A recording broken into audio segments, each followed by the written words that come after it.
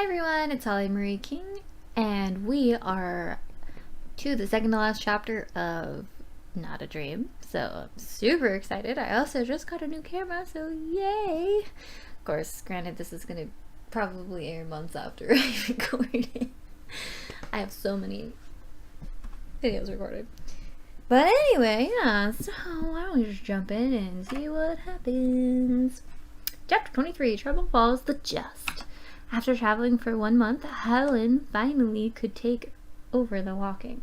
Throughout the last 2 months track of the journey, journey spelled with capital J, the girls made double time, making turns sleeping and walking. The two barely noticed the winter as they moved along in the cold, and as they approached the town that they were walking towards, spring began to make itself known along the countryside. Allison, you should be resting. Aren't you tired? Helen asked the spirit. She was bouncing about in Helen's head crazily. I can't help it. I'm so excited. I can't believe it's all almost over, she said, laughing with glee. You shouldn't be so gloomy. The spirit had noticed a darkness entering Helen's heart. It concerned Allison a little bit, but Helen showed no signs of betrayal, and so Allison paid little attention to it. I'm sorry. I'm just so tired. I'm having trouble showing my excitement, Helen answered her tiredly. We have to hurry. Why? Allison asked, not really caring. It'll be dark soon, Helen answered, looking at the sky with a grim feeling in her stomach. And that's a problem? Why? Allison asked, shaking her head. Well, do you think that Troy is just going to let us finish the prophecy? Helen asked her. Oh, that's right. Allison suddenly felt insecure. Helen ignored her friend's uneasiness. She entered the town with very little concern of where she was going. Let's see, she murmured to herself. She knew she was close, but she just wasn't sure how close. Please tell me that you know where we're going, Allison begged her friend. I know where we're going, Helen told her, and actually mean it? Helen shrugged. I told you what you wanted me to tell you, she said nonchalantly. Oh, well, Allison said with a sigh, I guess we'll just have Troy kill us instead.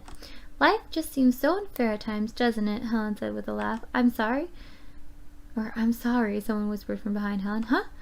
Helen went to turn around, but some force hit her on the back of the head before she could turn to face the sound. Ellen stood over Helen's limp body with a board in her hand. She looked down at the girl, shaking. She then bent down and pulled Helen over her shoulders, bringing her to Troy. A little boy crouched with his sister behind a store, watching the girl do this. He knew exactly where they were going. Helen was a young girl again.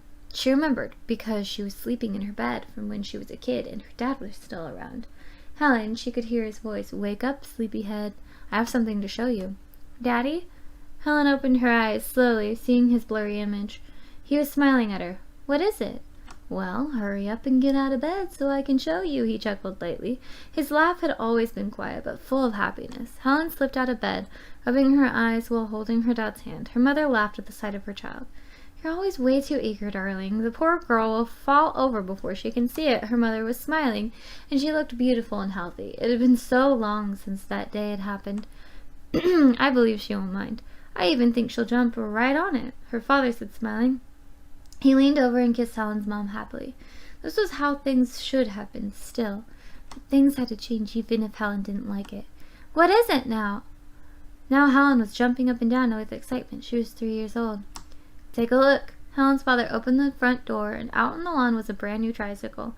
Helen had squealed with delight. She had wanted a tricycle since she had first seen the thing at the store with her mother. The two parents watched their daughter get on and try out her new toy. Then her mother grabbed their camera and took pictures of the happy little girl on her tricycle. Helen awoke with tears overflowing in her eyes. She also could feel a bump on the back of her head, too. She wiped the tears away and then started to chuckle. What is it? Allison asked her friend. The spirit had been watching the girl sleep for some time now. I was just thinking about the fact that it's been a year since I came to this place. Helen looked around the cavern that they were trapped in. In some ways, things have changed since then, but I still ended up in a strange place with a bump on my head. She couldn't stop her laughter. Is it really that funny? Ellen asked miserably. She was sitting on the other side of the prison cell. There were actual bars covering a hole in the cavern wall where a small room was able to be created. The bars were brand new, with no signs of being tarnished, and they were the golden color that Troy seemed so fond of. I'm sorry, but I just couldn't help it, Helen answered softly. She had recovered from her laughing fit. You do realize he's going to kill you, right? Ellen asked bitterly. I really could care less what he's doing, Helen answered somberly. She stood from her sitting position and moved to the other end of the wall. He may have stopped the others before, but there is nothing he can do to stop me. And what makes you so sure about that? Ellen asked the girl, looking up for the first time. It's hard to explain, but it's like a feeling of knowing in my bones, I guess, Helen explained with a shrug. Ellen shook her head. I still say you're going to die. Helen smiled at her from where she was standing in the cell. After sleeping in the deserted town, John and company trekked on not too far behind Allison and Helen, but they still had a long way to go. Reggie tried his hardest not to hold the others back, but his old bones couldn't take much punishment. However, when the full moon hit each month, the group moved quickly in order to avoid being eaten by Reggie. The traveling was slow, but they eventually made it to the prospective town. Lando even brought them up to the door that they needed to get to. A girl answered the door. Hello? She only opened it a fraction of the way. It's okay, Carrie, a little voice spoke from within the room. You should let them in. The door was opened wider to reveal the inside of the small house. The girl named Carrie stepped aside to show the boy that had spoken was standing behind her. There was a gray kitten sitting in front of his feet. 2 adults appeared behind the girl. This was the last house they had to go to the group side to they had to go to. The group sighed with relief in one big wave. I didn't know much about commas back then. They entered and started talking to the family they had just found. The little boy was missed as he walked over to Reggie and pulled him out the door. The old man followed him without question. Wait, where did Brandon go? Carrie asked, looking around the room for her little brother after talking with the others for some time. Reggie's gone too, Monica observed. She turned to Lando. Did you see anything? Lando shook his head.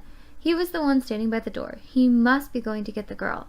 Carrie decided. She was 13, with light red hair and tiny sapphire eyes. She appeared very conscious of her brother for the most part. The girl? John asked, suddenly very interested. He had been standing back from the group as they celebrated. He couldn't believe that Helen wasn't there. Burke was feeling the same way, but he was showing a side of fear for what could be happening to them. Well, Brandon said that the girl that was captured was the one that was needed to complete the prophecy, Carrie said, clearly from memory. Do you know where they went? John asked, grabbing the girl by the shoulders. She wiggled out of his grip and stepped towards the door. I could find her, yes, she said timidly. Eyes exchanged looks with everyone in the room. They were going to be reunited with Helen and Allison at long last. We're at the end. Chapter 24, the end of the prophecy, will be the final one, I think.